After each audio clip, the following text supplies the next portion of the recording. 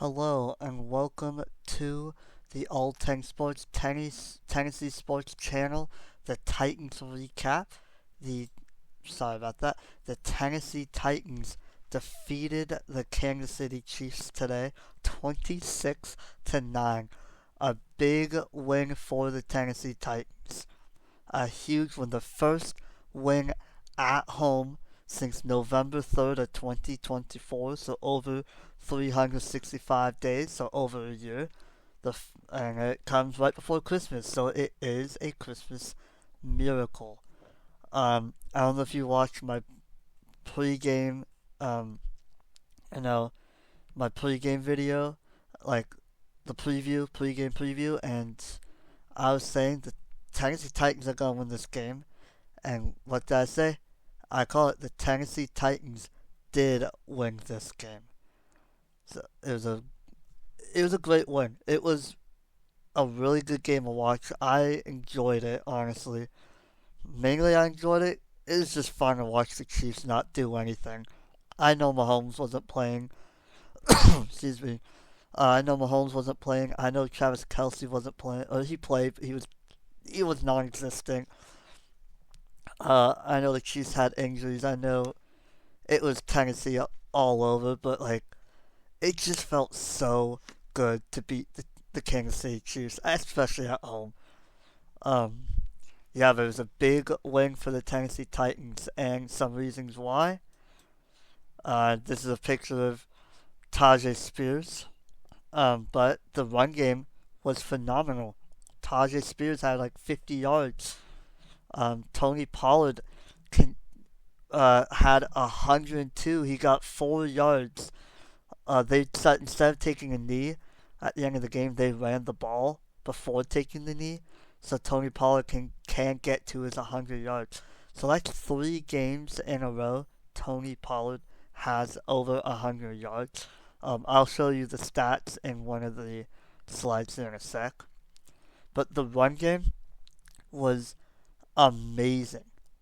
And some of the touchdowns we threw, like to Okonkwo, one of Spears' touchdown he scored here in that picture, it reminded me a lot of like the plays Kansas City will run, like how they would do the shuffle pass to Kelsey in the middle, for like when it's like a 5 yards or shorter from the end zone. Mahomes would do a shuffle pass to Kelsey in the middle. That's what we did with Okonkwo, and that reminded me a lot of Kansas City. Some other plays I look at like would be the Chiefs by their own game. Like we're just doing plays that they do.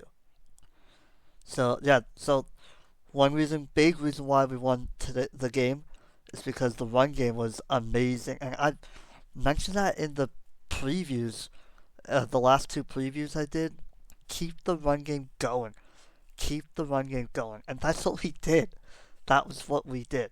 It was awesome. Chamili DK had another touchdown today, an amazing touchdown. Um, he's keep going, Chamili. I love Chamili. I think he's a stud. He's a stud. But he had a touchdown. Isleminer had a decent game. Excuse me.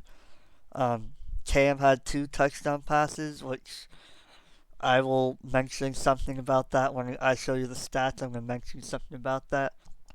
But yeah, the passing game was awesome today. Shamiri played well on both special teams and receiving. And guys, I keep I keep talking about this, and I'm gonna keep saying this.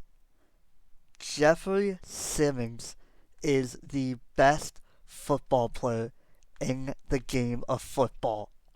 He shows it every week. Every week he shows it. Jeffrey Simmons, man. You know how there's that meme, Drake May? No. Jeffrey Simmons. He is the real deal. Jeffrey Simmons is awesome. He had the safety to make it 2-0.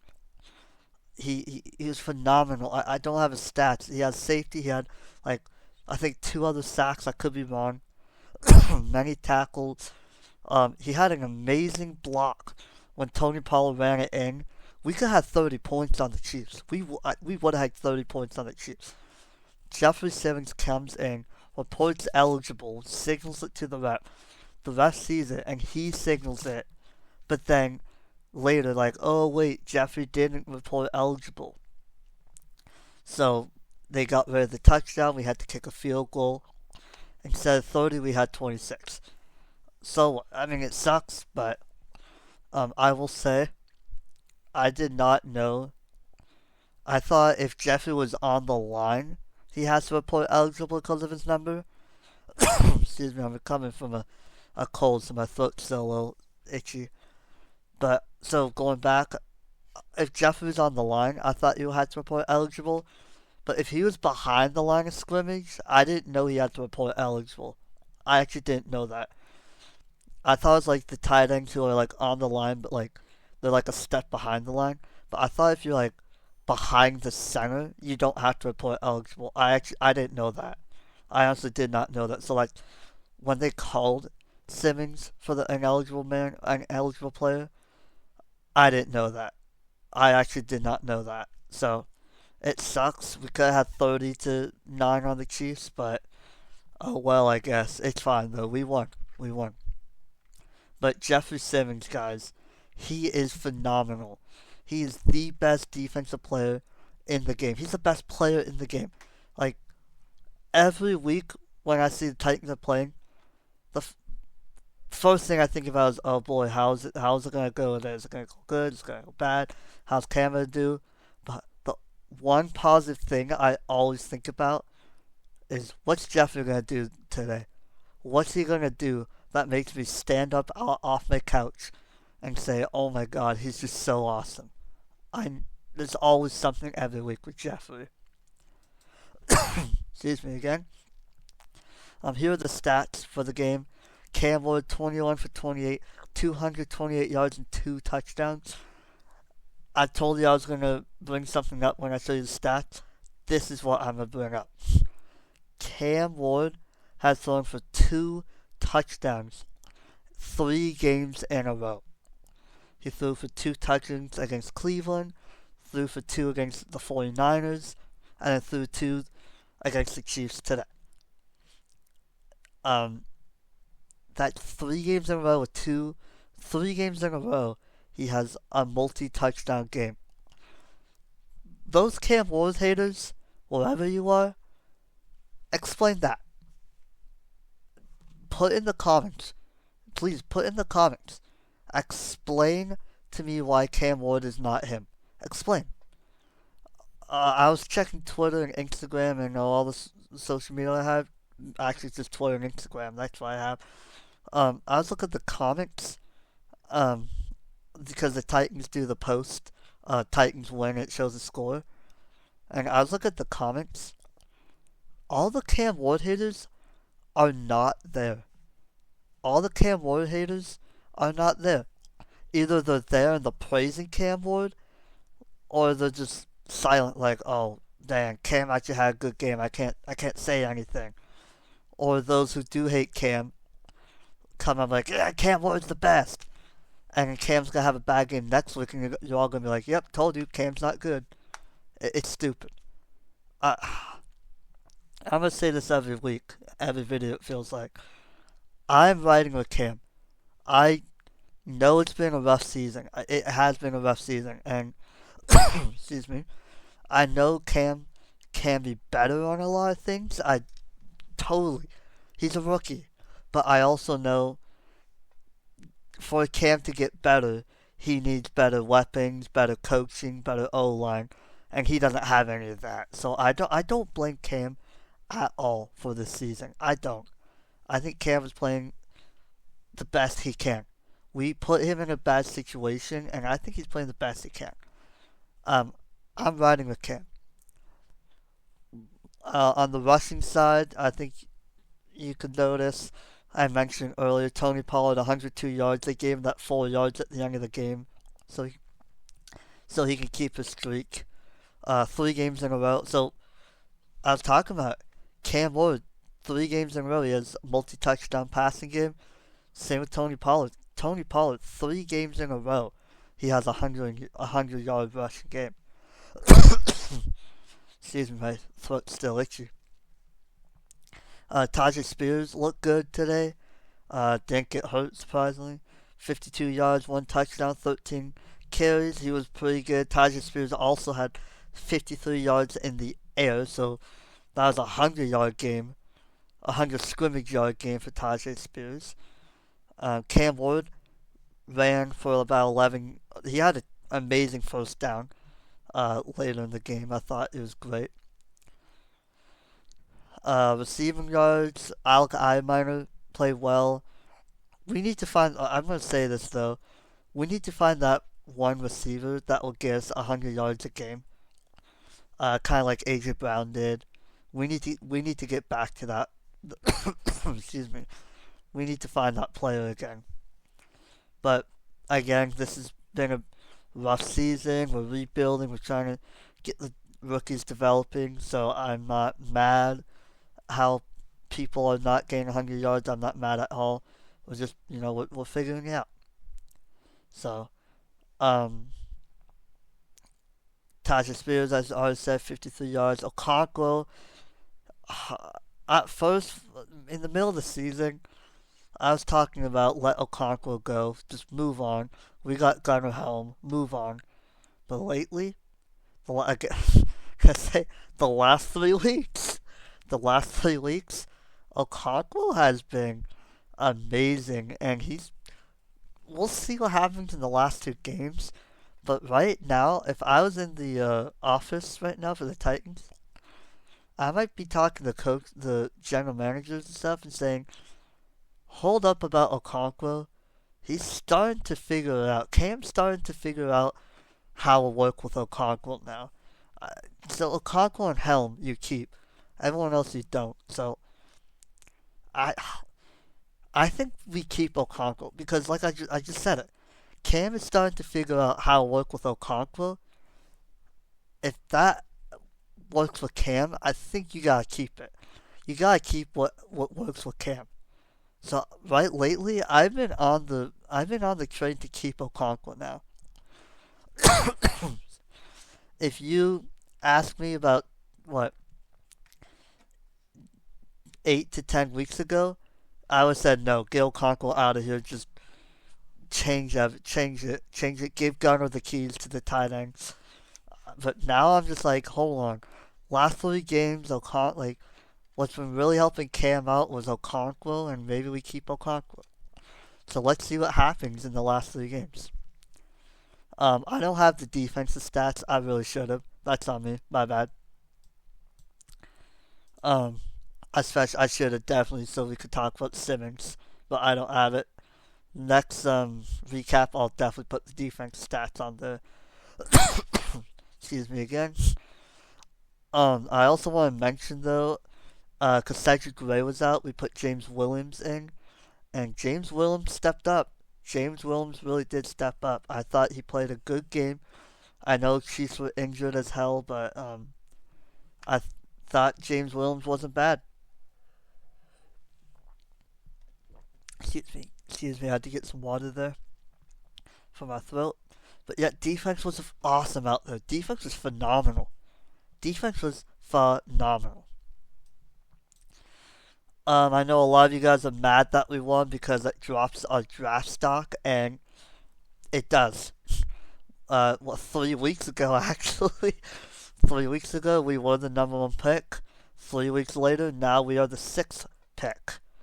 And I get it. You guys are mad. I totally understand. Part of me is also like, damn, we had the #1 pick, and now we're starting to win games. And I know, I get it. It sucks, but honestly, right now, I think winning games really helps. Winning games helps the rookies out. They can learn from this. They can develop. They can figure out. Okay, we won a game. How do we need to change the week? Okay, we finally got our first home game. We won a home game? We play our next game. Our next game is a home game after winning the home game. how do we need to prepare this week when we're still at home after winning, No, it's really good for the rookies, and I couldn't be more happy. I know. Again, I also agree. It it does suck how we were the number one pick 3 weeks ago, and now we're already the sixth pick, and our chances for the number one pick is very slim. I will say the Giants and the Raiders do play each other. If we happen to lose out, the Giants and the Raiders do play each other, and I think we need the Giants to win that game, so they'll be at 3, because because the Raiders in Week 18 are home against the Kansas City Chiefs, and I don't think the Chiefs are winning another game. I really don't think they are. So I think then that will boost the Raiders up to 3.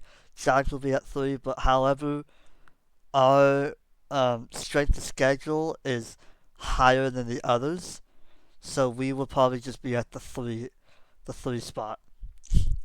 So yeah, our next game is New Orleans. New Orleans is the 8th spot. They're 5-10.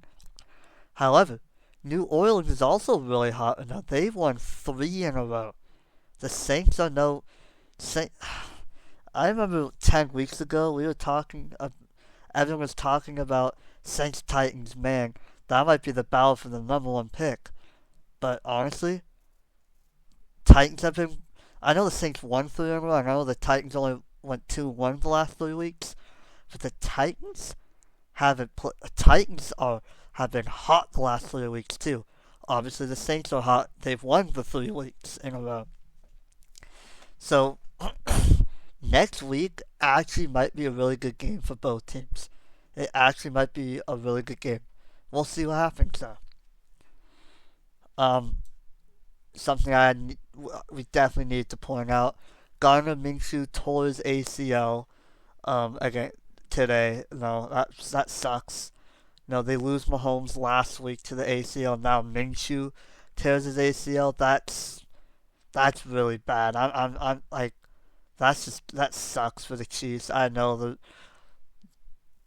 that sucks. I get it, but also they made the Super Bowl 3 years in a row. So I mean, players to Minshew. I watched him at WSU.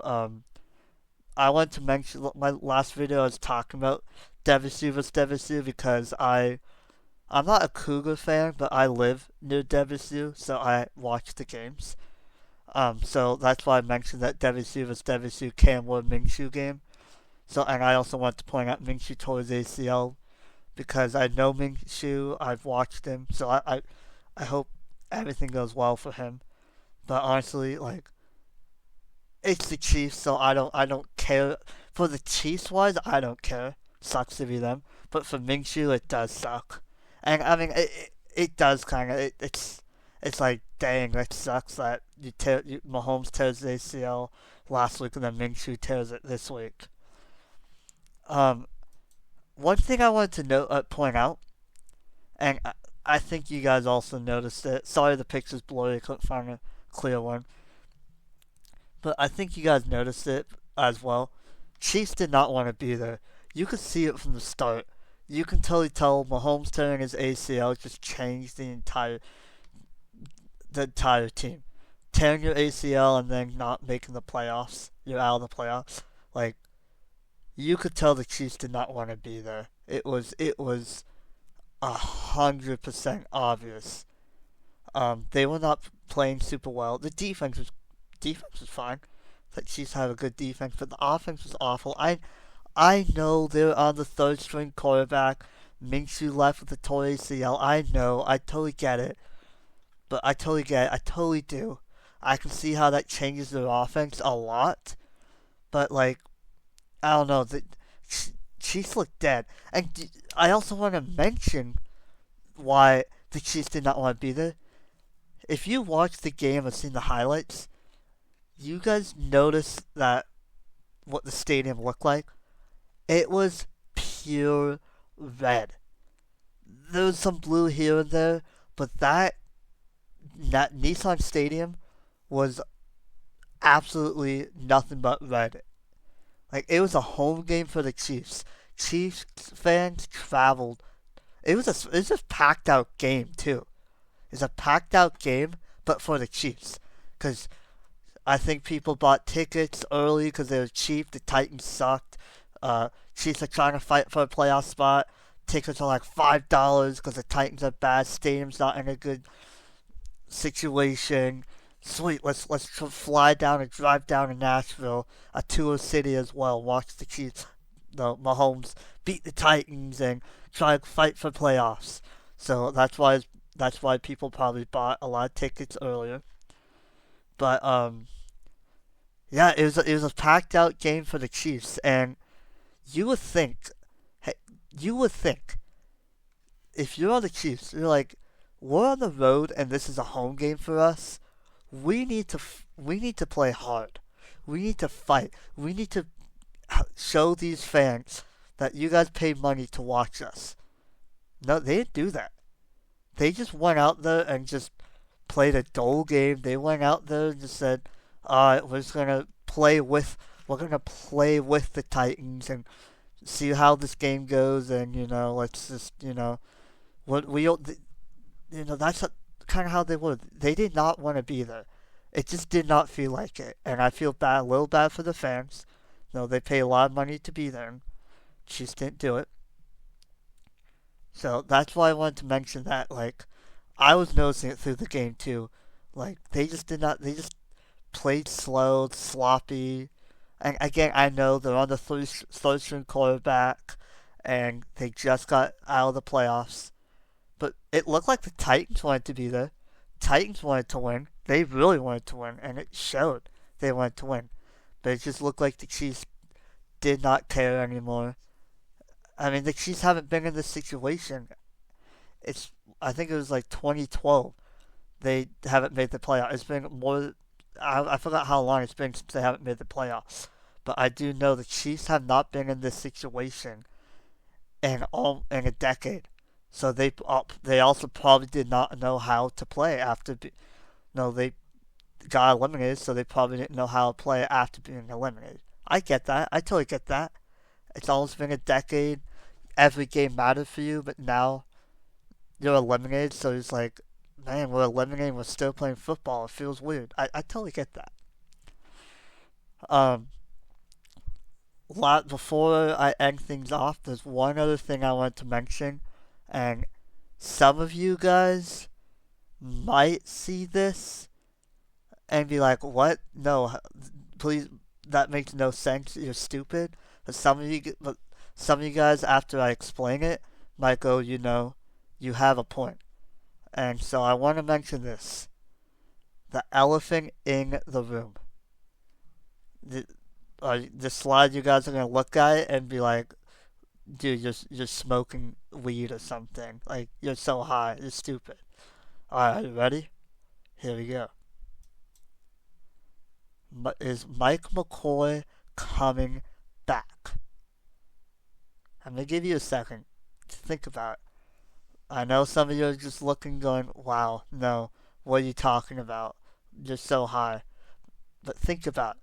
Think about it. Are you ready?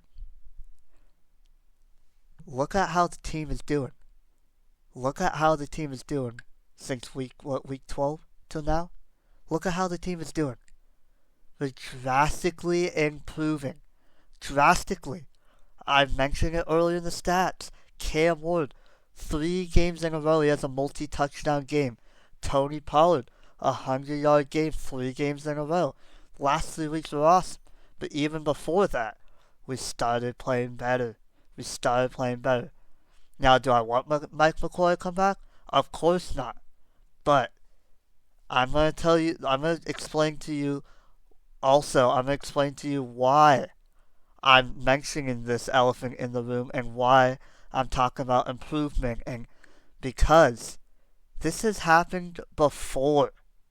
I don't know how many of you guys became fans like when 2019 when we made the AFC Championship and all that. But if you were a fan before that, like in the 2010s or earlier, you'll know why I'm talking about this. Are you ready? This is why I'm mentioning is Mike McCoy coming back. Mike 2015 head coach Mike Mularkey. So I believe it was 2015. Our head coach was Ken Wisenhunt, and he was awful. He was awful. He was very bad, and some people say he was worse than Callahan. And in my opinion, I think Callahan was worse than Wisenhunt. But Wisenhunt was horrible, and so we fired Wisenhunt early in the season, and we hired interim Mike Mularkey to come in. And yeah, we hired interim Mike Mularkey to come in for the season. Mike Mularkey won 2 games. For the rest of that season, he won 2 games. His first game as interim, he upset the Saints. I do remember that. And then his second game, we beat the Jaguars. Marcus Mariota had like an 87-yard rushing touchdown. Yes, you heard it, rushing touchdown. Look it up on YouTube. It was awesome. But Mike Mularkey won 2 games, more than Ken Wisenhunt did. But the team improved as that year went on. The team improved. Mariota was getting better. The team improved. And so what do we do in the offseason? We gave Mike Mularkey the full-time job. We gave Mike Mularkey the full-time job, and we had him run the team. And Mularkey went 9-7 2 years in a row, made the playoffs, beat the Chiefs, and made the playoffs in the second year. First we went 9-7. We could have made the playoffs, but Mariota broke his fibula in like the second to last week in the season, and we lost to Jacksonville, so we were out of the playoffs. But the second year for Mike Mularkey also went 9-7, made the playoffs, wild card, beat the Chiefs in a cut 20. We were down 22-3, I think, against the Chiefs. Sorry, 21-3, and we beat them 22-21. And that was Alex Smith's last year with the Chiefs, and that started the Mahomes era, actually. So that was Mike Mularkey's second year. Then we lost to the Patriots in the divisional. And then after that, we fired Mike Mularkey because we wanted him to fire our offensive coordinator, Terry Robisky, and he said no. So we fired Mike Mularkey. But I mentioned the Mike McCoy thing because Mike McCoy is interim right now. Mike McCoy is interim. The team is getting better. The team is drastically getting better the last 3 weeks. It's getting a lot better. It's been more fun to watch lately. And I'm saying that's what Mike Mularkey did. He drastically improved the team while he was interim. And then during the offseason, Amy said Mike Mularkey needs to be the full-time head coach. And that's what we did. That's why I'm pointing out the elephant in the room about McCoy. Obviously, after we fired Mike Mularkey, we did get Mike Vrabel, and we all know how that's doing. We all know where he is now, you know. But I can see this happening. I just wanted to point that out. Mike McCoy is making better strides with the team. He's improving the team a lot. And that's what Mularkey did, and Mularkey got the full-time gig. Now, I don't know if you guys follow YouTube or Titan Upload. He's mentioned this too. I watch him a lot too, for thoughts and stuff. But he said this too. Like, watch out. Mike McCoy. He's making this team better every week. He actually is. Like, we're starting to do things we haven't done in a long time, and that's why I'm saying, watch out. They might keep Mike McCoy because things are starting to get better. They might keep him, and then in a year or two, if Borgonzi can build a team, and then in a year or two, if Borgonzi knows McCoy isn't going to bring them anywhere higher, then, like, if they make the playoffs, but he knows McCoy won't bring them any higher, he might fire McCoy and then get the guy that he knows will bring him higher. That's what we did with Mularkey. We kept Mularkey. while we were rebuilding, getting the pieces, and then you know, when we started getting the pieces, we fired Malarkey and got Vrabel because we knew Vrabel would bring us higher, and that's what Vrabel kind of did. He brought us to the AFC Championship. Vrabel got us the 1 seed. We all know what happened there. So that's what I'm saying, guys. I'm saying watch out, guys. Don't.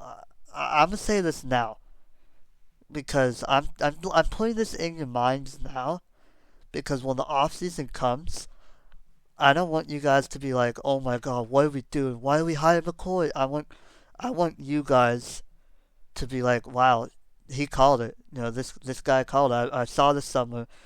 He called it. I'm just saying. I've seen this happen before. I have seen this happen before, and that's why I need to point that out. That hey, this happened before, and it's starting to happen again. So I won't be surprised if they keep Mike McCoy. Well, that's probably about it. I'm gonna say again, Titans win 26-9. Titans were awesome out there. Chiefs were horrible. I know injuries kill the game, but like I don't know. It was a great game. It was a really good game. Our first home win in a long time. Cam's first home win ever. Like we need this win. I think I in my preview I was saying a little bit of me wants to lose to keep the draft spot, but a lot of me really wants to win this game, and I still stick with it. I still stick with it. I'm very glad we won this game. I think it's a great win for the rookies. It's a great win for people. Just you got that win. You got the home win under your belt finally. Now you got another home game next week. Just now, what do we need to do to build off of that and try to win next week at home? And we got red hot Saints, man. I know they're 5-10, but they've won 3 in a row, so we need to watch out. Saints are also playing good football right now too. The rookie, Tyler Show, I can't say his last name, but he's playing well. So now that's about it, guys. Thank you for watching. I really enjoyed talking about the Titans. I'm gonna do more of it. I might give you guys a middle of the week video because I want to keep talking about this Mike McCoy thing. I do, and then we also had news in quotation marks about Matt Nagy being a heavy uh, heavy favorite as a head coach. So I do want to mention that as well. So I'm probably gonna give you guys a video middle of the week, Wednesday, Thursday. So we'll see. Yeah. So leave a like and subscribe. Thank you for watching, and I'll see you next time. Tighten up. Big win for us. Let's go.